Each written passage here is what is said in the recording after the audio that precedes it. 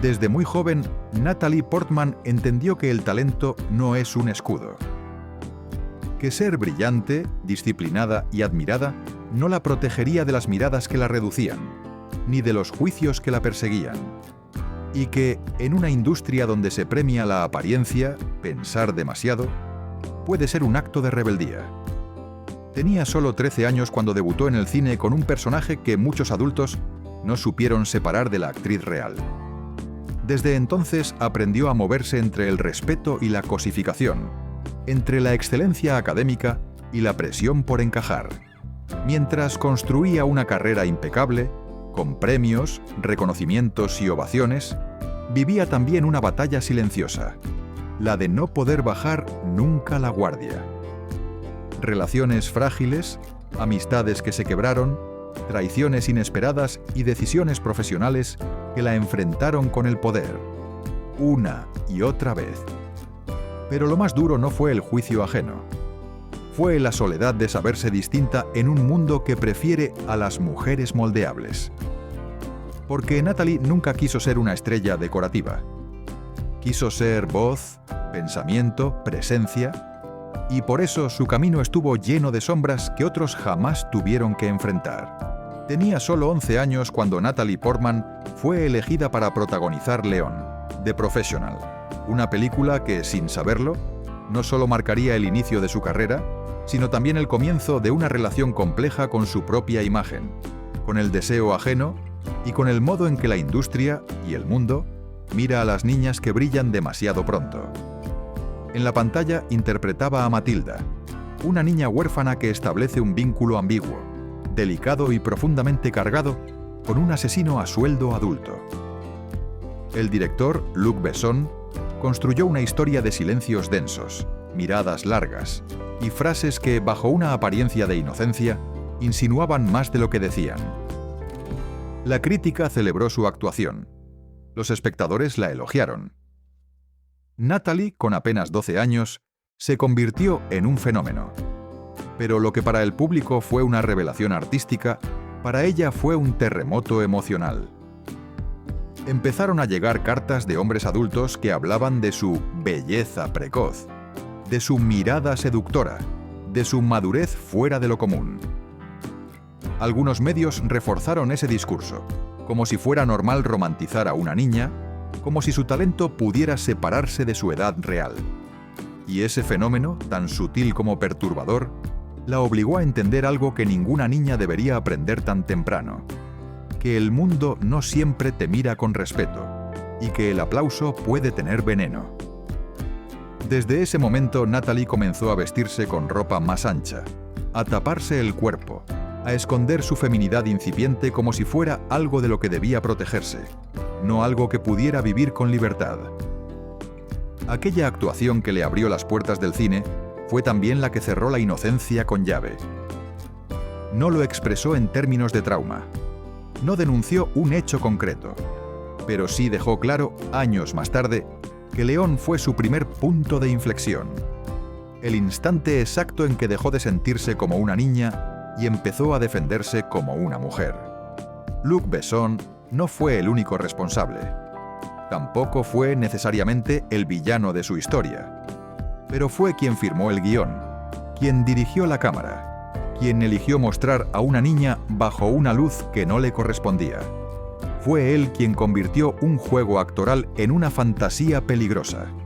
Y aunque la industria celebró el resultado, Natalie cargó con las consecuencias. Porque en Hollywood, muchas veces el talento infantil no se cuida, se explota.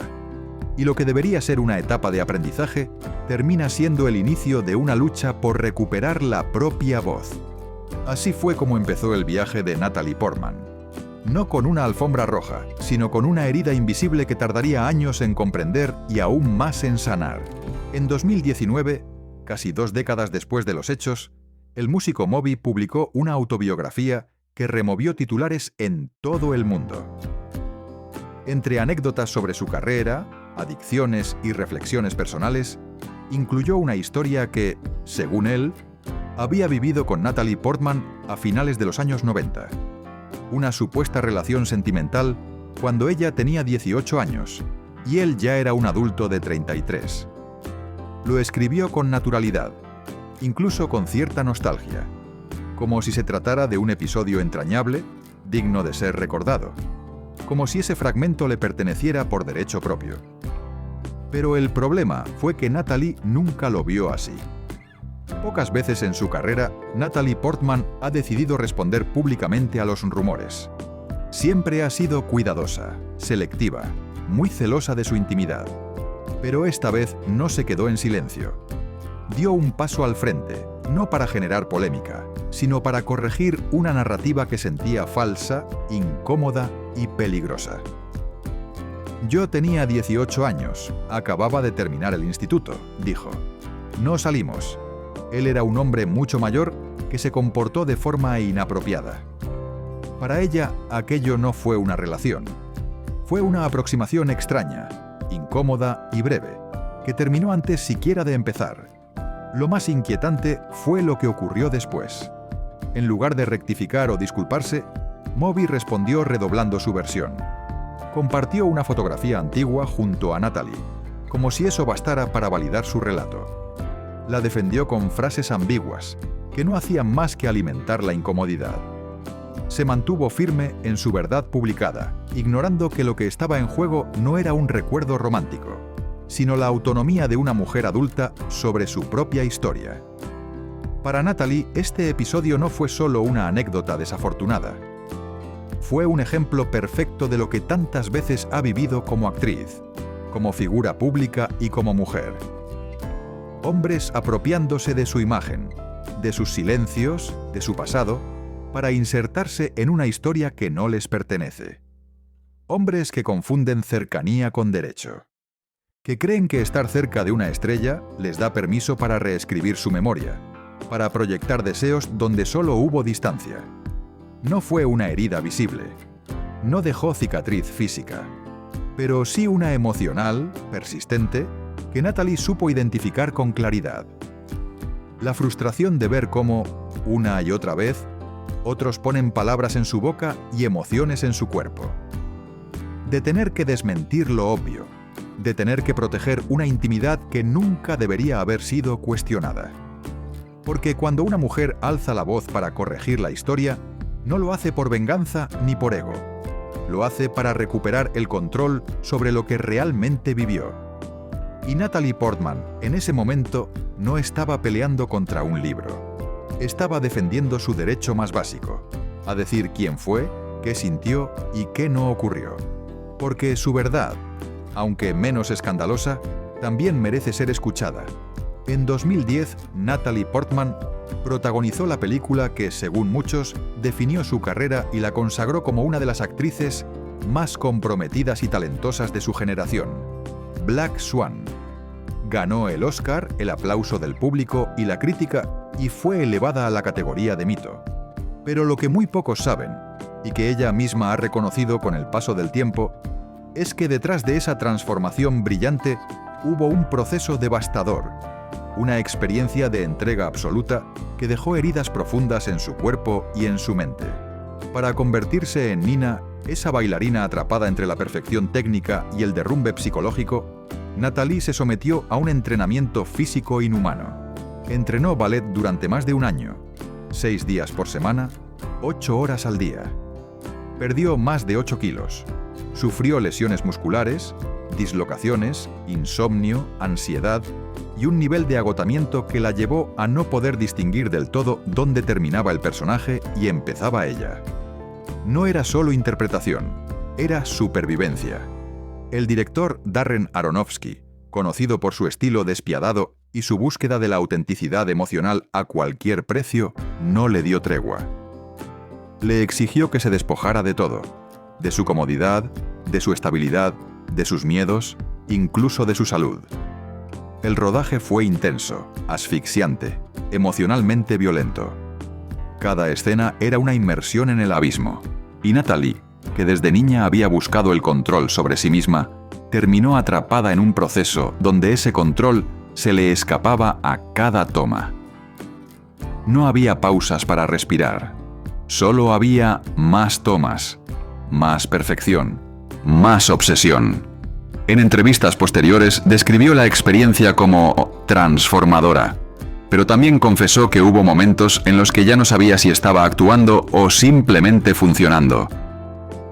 Que hubo días enteros en los que se sentía vacía, desconectada de su cuerpo, habitada por una angustia que no le pertenecía y que, sin embargo, no podía expulsar. No sabía si estaba viva o si solo estaba sobreviviendo, diría años más tarde. Y esa frase, simple pero brutal, resume el precio que pagó por la consagración. Porque Black Swan no fue solo una película, fue un descenso voluntario a la locura. Una apuesta peligrosa en la que lo dio todo y donde casi se pierde a sí misma. Ganó el Oscar. Pero también pagó el precio de entrar en un terreno donde el arte y el daño personal se funden de forma irreversible. Donde la exigencia se disfraza de genio y el sufrimiento se romantiza como parte del proceso creativo. Y aunque nunca lo acusó de forma directa, el retrato que Natalie ha hecho del rodaje es elocuente. Aronofsky no fue un monstruo, pero tampoco fue un protector. Fue un director dispuesto a cruzar todos los límites para obtener el resultado que quería, incluso si eso significaba romper a la persona frente a la cámara. Y con Natalie lo consiguió.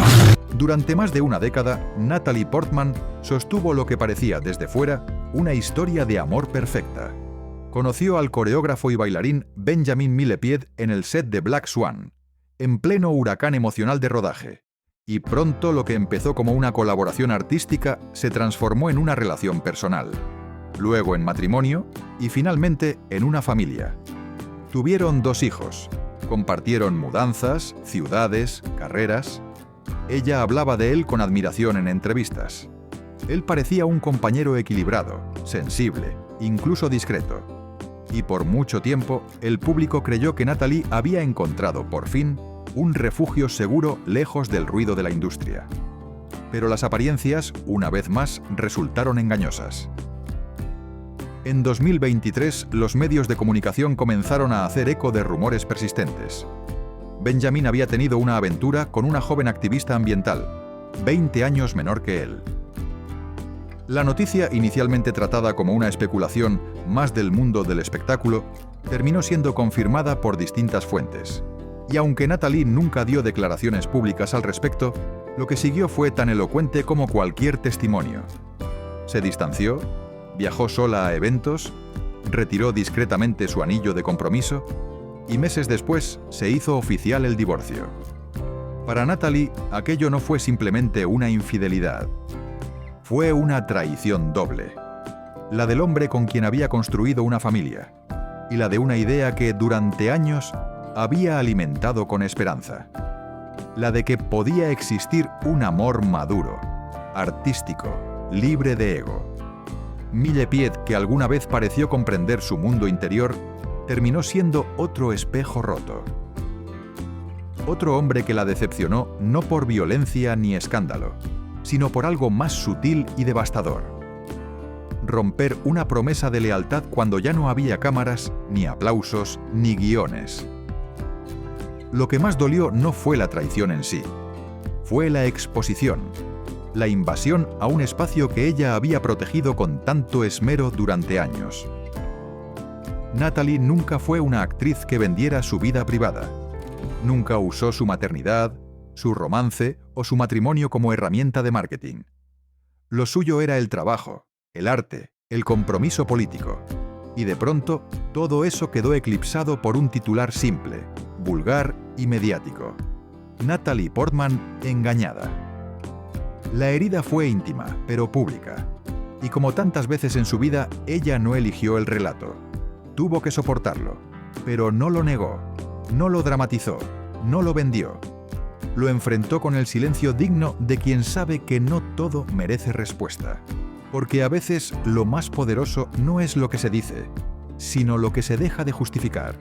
Cuando Natalie Portman ingresó en Harvard, lo hizo no como una celebridad, sino como una joven que había decidido resistir la lógica de Hollywood.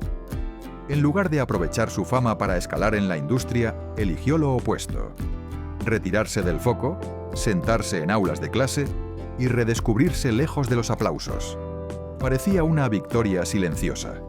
Pero ni siquiera allí, entre bibliotecas, tesis y laboratorios, encontró un espacio completamente libre de poder mal ejercido. A lo largo de sus años en Harvard, Natalie fue tratada como un caso curioso, como un fenómeno que debía ser observado más que respetado. Profesores, intelectuales consagrados, hombres admirados por sus mentes brillantes, se acercaban a ella con halagos envueltos en condescendencia. Algunos dudaban abiertamente de su capacidad académica, insinuando que su presencia era parte de una estrategia mediática de la universidad. Otros, en cambio, la alababan de forma excesiva, cruzando líneas sutiles que la hacían sentirse incómoda, reducida a un símbolo más que a una estudiante. Lo más hiriente no fue el desprecio, fue el doble discurso, ese elogio cargado de expectativa que la colocaba en un pedestal, para luego cuestionar cada paso que daba.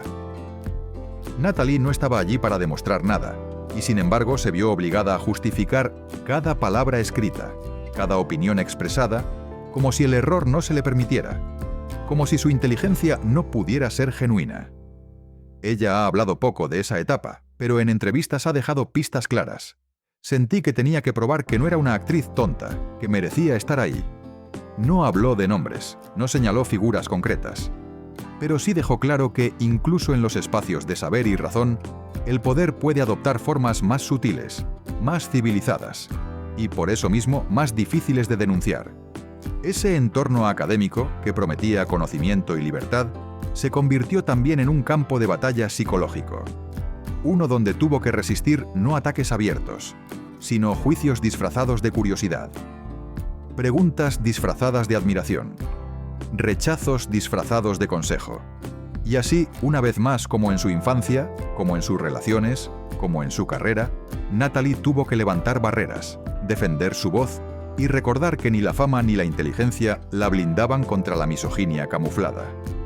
Este hombre no tenía rostro, o más bien tenía muchos. Era el profesor que la hacía sentir ignorante por no responder rápido, el académico que la citaba como ejemplo en clase sin pedirle permiso, el mentor que confundía cercanía con autoridad sobre su vida. No fue una sola herida, fue un conjunto de microagresiones que se acumularon como polvo en el alma, invisibles para otros, pero asfixiantes para quien las vive. Y así, incluso en el templo del conocimiento, Natalie Portman aprendió una lección dolorosa: que el respeto no siempre viene con un título, y que el abuso no necesita gritos para dejar cicatriz. Natalie Portman no es una víctima, es una superviviente de lo invisible, de esas heridas que no hacen ruido, pero sangran por dentro, de los juicios que no se gritan pero pesan, de los hombres que no alzan la voz, pero manipulan desde el silencio, desde el elogio forzado, desde la expectativa imposible. 5 hombres, 5 formas distintas de despojar a una mujer de su centro. El primero la sexualizó cuando aún era una niña. El segundo quiso apropiarse de una historia que nunca fue suya. El tercero la llevó al límite en nombre del arte. El cuarto traicionó lo que parecía un refugio. Y el quinto, o los quintos, disfrazaron su desprecio de respeto académico. Pero Natalie no se rompió, se transformó. Hoy, con más de 40 años, ya no necesita demostrar nada, ni a Hollywood, ni a los críticos, ni al público, ni a ningún hombre que haya intentado apropiarse de su relato. Porque su verdadera victoria no fue el Oscar, ni los grandes papeles, ni los titulares. Fue haber recuperado su voz, su cuerpo, su historia. Y aunque nunca lo diga con palabras, cada uno de sus silencios es una elección. Cada paso fuera del foco, una declaración. Cada vez que habla, cuando decide hablar, lo hace por todas aquellas que aún no pueden hacerlo. Natalie Portman no necesita venganza, solo verdad. Y esta era una de ellas. ¿Cuál de estos momentos crees que fue el más duro en su vida? ¿Hay alguno que te sorprendió? Déjamelo en los comentarios. Y si esta historia te tocó, suscríbete, activa la campana y compártela. Porque hay verdades que ya no deben callarse. Y este canal está para contarlas.